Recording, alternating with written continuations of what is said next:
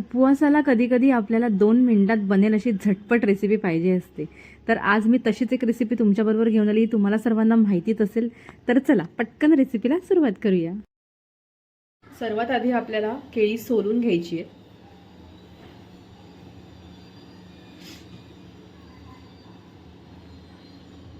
आता आपल्याला केळीचे बारीक असे स्लाइस करून घ्यायचे. एकदम साधी आणि सोपी रेसिपी. जेव्हा उपवासाला काही नसतं ना तेव्हा आपण ही रेसिपी पटापट बनवू शकतो. आता हे सर्व काप आपण एका बाउलमध्ये छान मस्त काढून घेऊया. त्यानंतर ह्याच्यामध्ये दूध घालून घ्यायचे. हे मी गरम करून थंड करून घेतलेलं आहे. एकदम चिल्ड दूध आहे हे. आता याच्यामध्ये साखर घालते मी 2 ते 3 चमचे. तुम्हाला हवं तर तुम्ही अजून याच्यामध्ये साखर घालू शकता.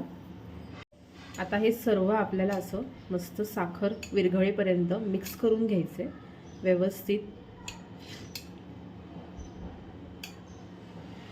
तर त्यानंतर मी ह्याच्यावरती काजूचे काप टाकून घेते थोडंसं गार्निशिंग करता. त्यानंतर बदामाचे काप. तुम्हाला पाहिजे तर तुम्ही हे अवॉइड करू शकता. ही साधी सोपी रेसिपी तुम्हाला कशी वाटली हे मला कमेंट करून नक्की कळवा. आणि जर रेसिपी आवडली असेल तर प्लीज व्हिडिओला लाईक, शेअर आणि सबस्क्राईब करा.